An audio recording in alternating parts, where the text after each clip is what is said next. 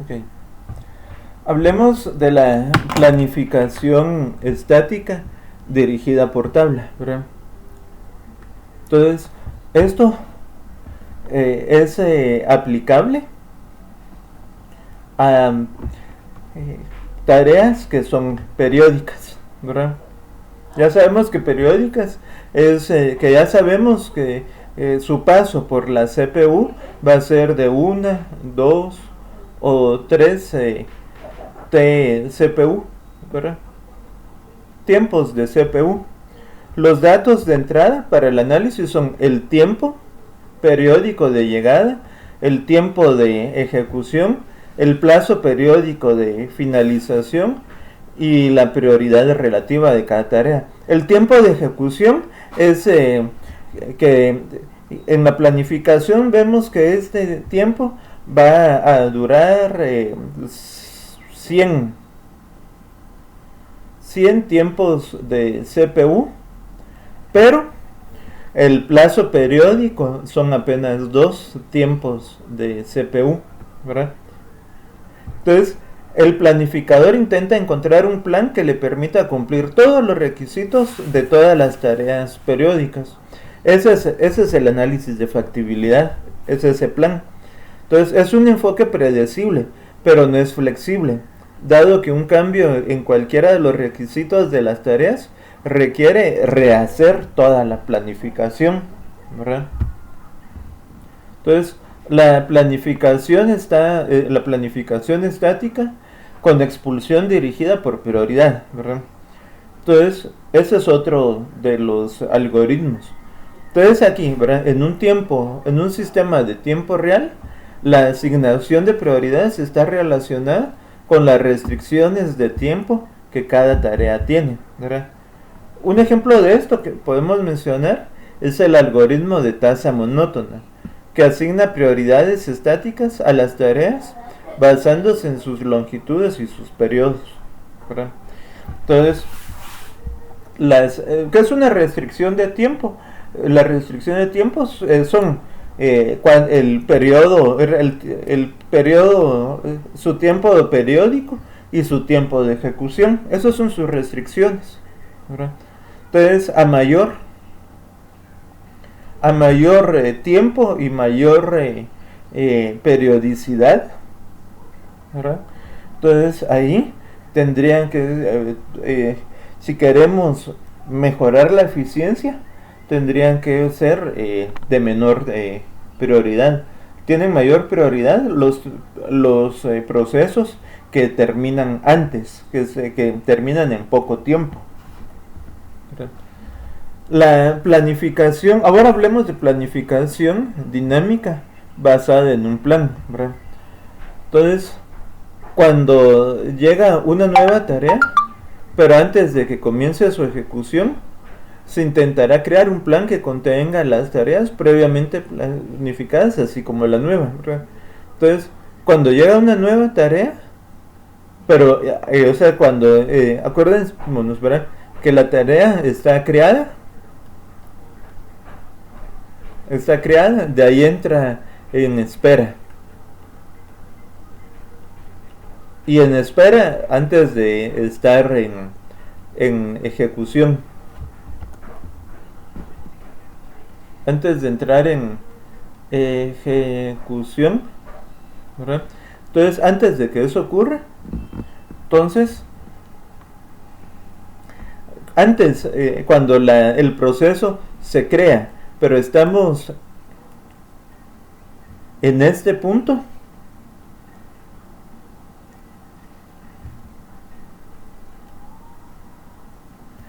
¿verdad?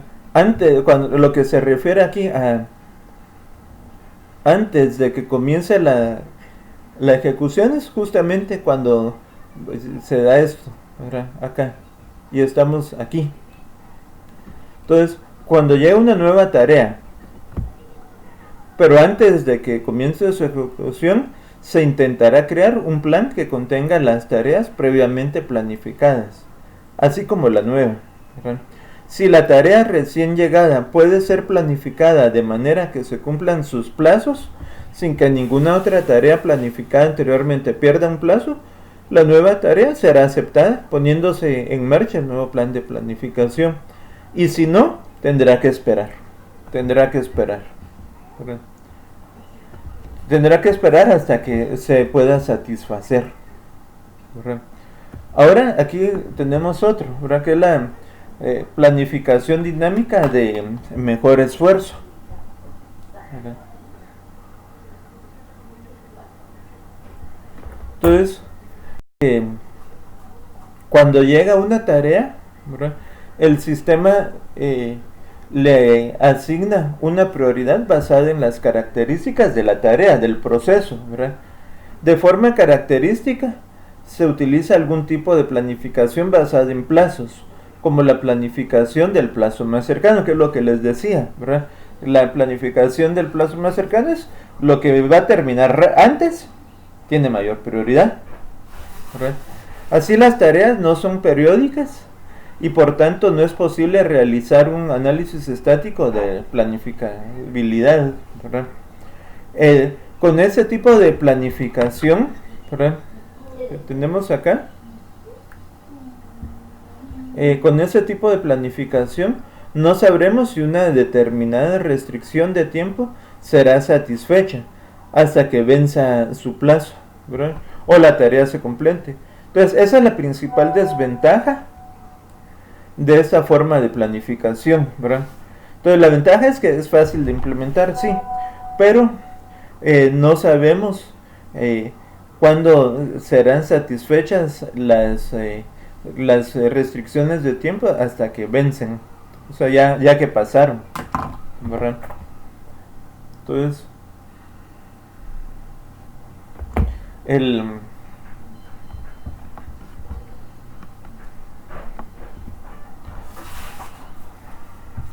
también tenemos, ¿verdad? La planificación por plazos, ¿verdad? Entonces, generalmente las aplicaciones de tiempo real no se preocupan tanto de la velocidad de la ejecución como de completar o comenzar, o sea, de terminar o comenzar las tareas en los momentos más adecuados, ¿verdad? Entonces, no se interesan tanto en que se ejecuten rápido, sino que terminen o que comiencen, ¿verdad? Entonces, en los más adecuados, que siempre es ni muy pronto ni muy tarde. Entonces, a pesar de la demanda dinámica de recursos u otros conflictos de sobrecarga de procesos y fallos de hardware o software, se deduce que las prioridades, ¿verdad? Proporcionan una herramienta que no es tan sofisticada, como dice ahí, burda, ¿verdad? Que no contemplan el requisito de completar o iniciar la tarea, ¿verdad? Entonces, la planificación por plazos es eso lo que hace, se basa en el requisito de completar o iniciar, ¿verdad? Entonces, en su forma más general, la planificación por plazos puede utilizarse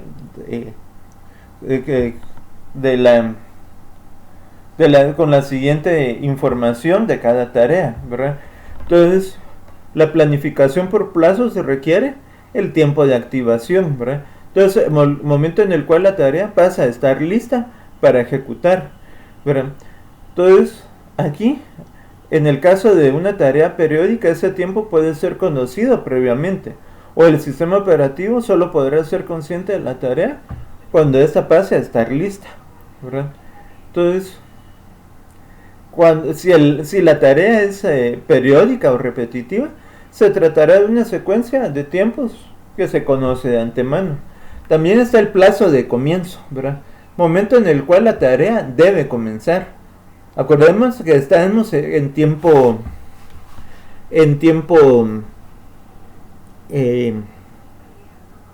es tiempo real, ¿verdad?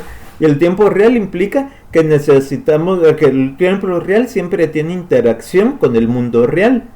Entonces, por ejemplo, para dibujar una gráfica. No sé si ustedes ya recibieron electrónica o telemática, pero que como una onda, una señal digital, ¿verdad? Una señal digital que son solamente pulsos, la convierten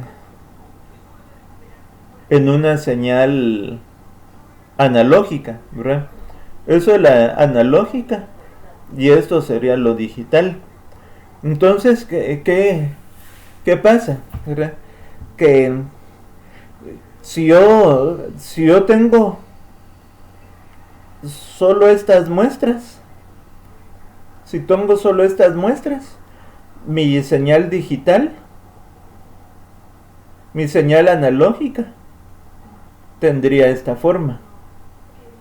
Pero, ¿qué pasa si realmente esas son mis muestras? Pero las muestras que yo debí obtener eran estas.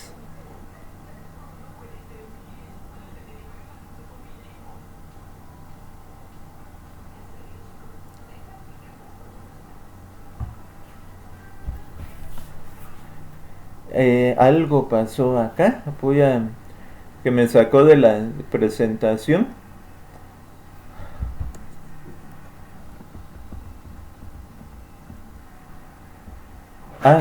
Ya habíamos llegado al final y me mató el dibujo. Pero bueno, ¿a qué es lo que les digo yo acá? Con el plazo de comienzo, momento en el cual la tarea debe comenzar. No es lo mismo ya vi que fue me quitó no es lo mismo si yo tengo esta frecuencia de muestreo, esa frecuencia, mi sistema en tiempo real está tomando esas lecturas. Entonces esas lecturas me van a dibujar una señal, una onda analógica de esta forma. Pero ¿qué pasa si la señal, la lectura que yo hago? ¿Qué pasa si la lectura que yo hago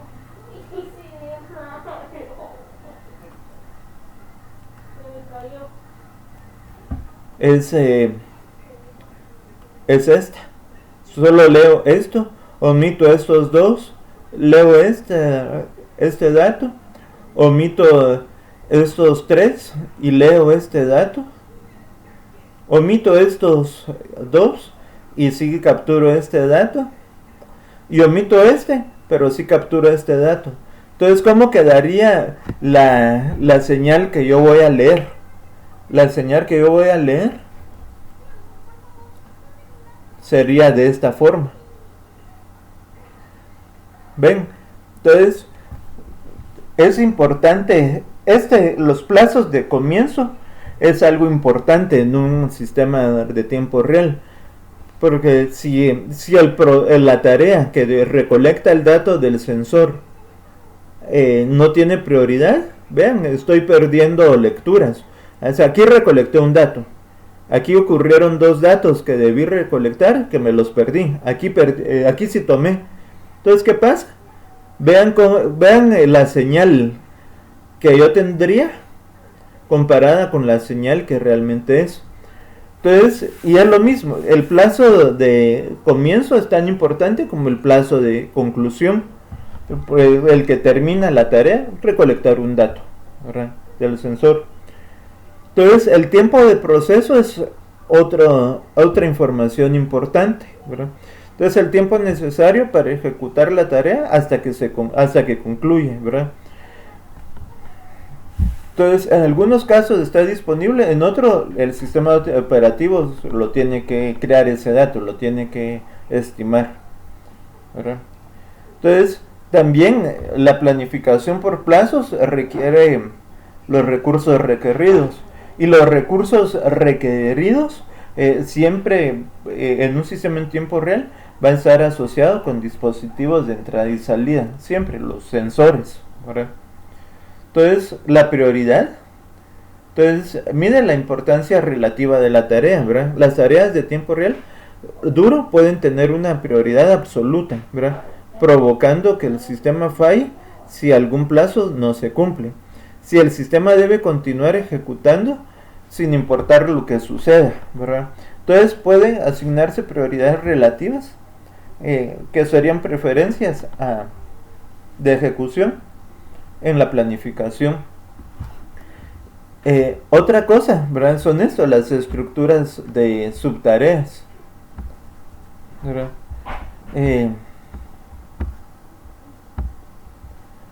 Entonces una tarea puede ser descompuesta en varias subtareas y esas subtareas también entran en la planificación. Entonces con esto terminamos el tema de planificación por plazos. Y esto tiene que ver va después de la gestión de memoria, porque aquí todo esto, ¿dónde ocurre? ¿Dónde ocurre la planificación de los procesos? Ocurre en la memoria, ¿verdad? Entonces esto sería todo por con estos temas, ¿verdad? Con eso terminamos, damos por concluido este tema.